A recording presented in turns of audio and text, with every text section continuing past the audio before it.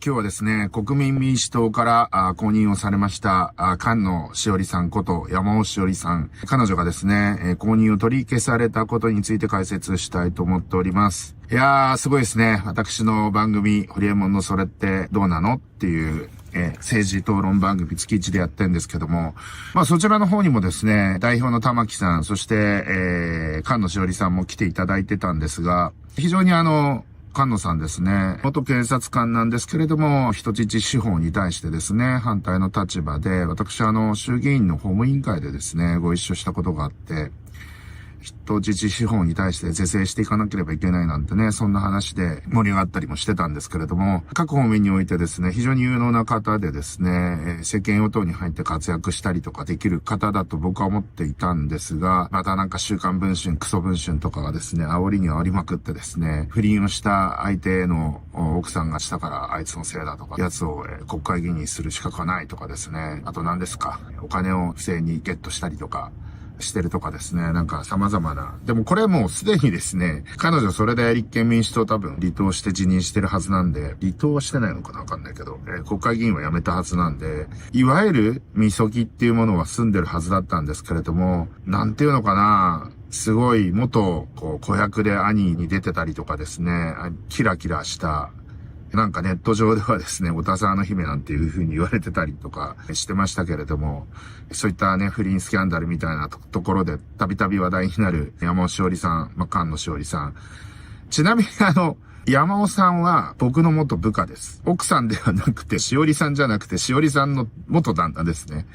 僕の元部下で、正確に言うと、ライブドアが買収した会社の社長だったんですけど、その後、うちの執行役員になってですね、非常に有能な方だったんですけれども、ちょうど僕が検察に捕まってですね、東京拘置所にいる時に結婚されたらしくて、世が世ならと言いますか、私が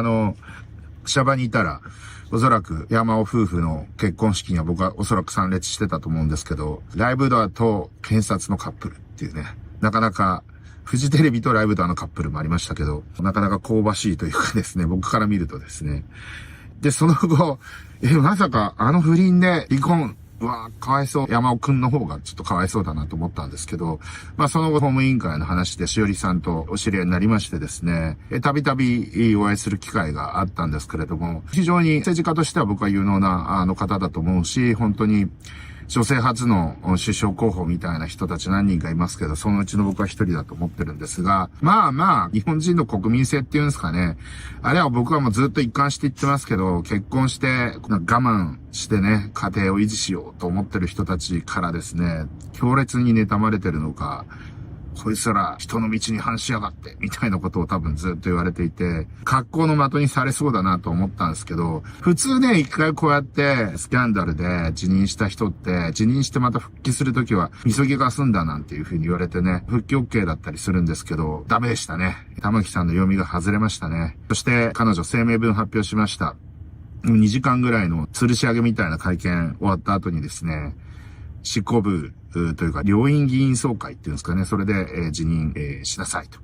いうふうに辞任というか公認取り消しということになりましたんで、ちょっと切れ気味の声明文が出てて、ガバナンス聞いてねえんじゃねえかとか、一回約束したのになんでやめんだとかですね、これに対して賛否両論、巻き起こっております。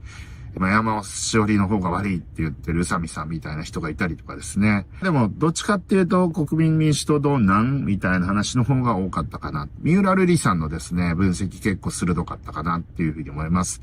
ふわっとした指示なんで、ちょっとしたことが、もともと山尾志織さんとか須藤元気とか、その辺を公認する前から国民民主党のですね、人気はちょっと限りがあったんだけれども、これで決定的になったのかな、みたいな感じでしょうか。50代以上の高齢者に関してはですね、中高年に関しては、あまり、もともとそんなに国民民主党の支持は高くなかったっていうお話もありますが、ちょっとやっぱり勢いが、しおりさんを公認して取り消して、両方往復ビンタで支持率下がってるような感じは受けますと。漁夫の利を得てるのがおそらく自民党で、あと割と僕公明党結構いけてんなと思ったんですけど、サブチャンネルとか僕もたびたび出させてもらってるんですけれども、割と振り切って、もうこのままだとですね、高齢者が支持基盤なので、やばいんじゃないかっていう危機感が公明党の中にもですね、漂ってる風で、若手の方からですね、どんどん変えていこうという気風が、そして YouTube とかですね、SNS もどんどん活用していこうという機運をめちゃくちゃひしひしと、感じております。また、日本維新の会、こちらもですね、猪瀬直樹さんが中心になってですね、OTC 類似薬のですね、保険適用の停止だったり、病院のね、ベッド数、病床数を減らす改革だったりとかですね、実効性のある支出削減策っていうのをですね、矢継ぎ早にリリースしていって、それをですね、骨太の方針と言われるですね、政府与党の、政府の方針ですね。この骨太の方針に書かれるとですね、確実に予算化されるので、そういった意味では日本維新の会グッジョブということで、維新の会、